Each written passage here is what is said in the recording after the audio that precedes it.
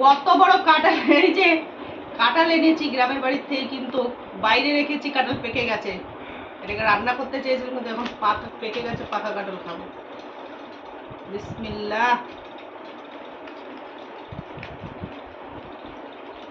বাবা,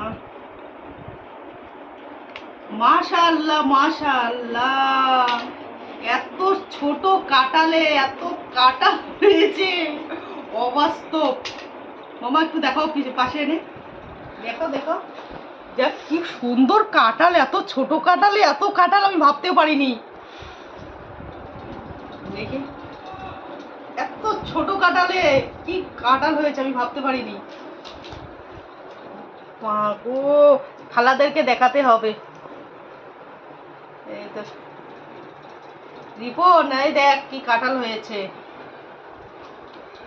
এটা আমি তারপরে এই যে কাঠিটিকে তুলবো।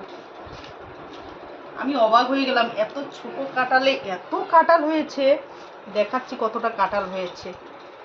এই আল্লাহ, এত কাঁঠাল হয়েছে, মানে অবাস্তব লাগছে আমার নিজেরই। এটা কিন্তু আমি রান্না করে খাওয়ার জন্য নিয়ে এসেছিলাম। খালাদেরকে দেখাতে হবে যে দেখ, এই ছোট কাঁঠালে এত কাঁঠাল হয়েছে, মানে কতগুলো। আমি তো ফেলে দিতে চাচ্ছিলাম যে ফেলে দেই, এত ছোট কাঁঠালে বলে নেই কিছু। মাশাআল্লাহ।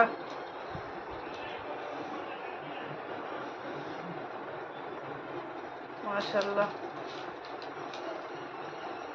আমি জীবনে প্রথম দেখলাম যে এত ছোট কাঁঠালে কাঁঠাল। মামা ধরিস, এটা একটা ভিডিও হবে, থাম্বনেল দেওয়া যাবে।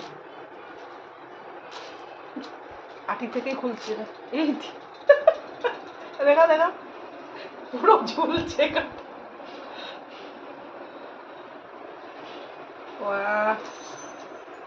সত্যি আমি ফেলে দিতে চেয়েছিলাম, যে পেকে গেছে রান্না করে খাবো বলে খাওয়া হলো না। মা গো মাছ,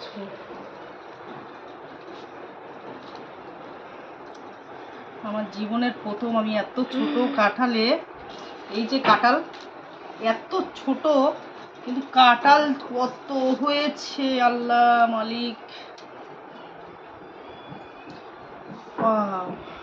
কতগুলো হয়েছে, একটা টেস্ট করে দেখি কিরকম মিষ্টি লাগে।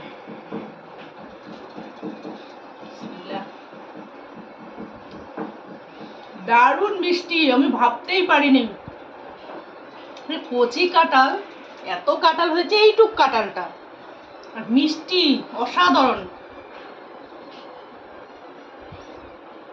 খেতে খুব ভালো লাগছে। রিপনকে দেখাচ্ছি, রিপন দেখ, তুই কাঁঠাল দিয়েছিস রান্না করে খাওয়ার জন্য, কিন্তু সেটা পেকে গেছে।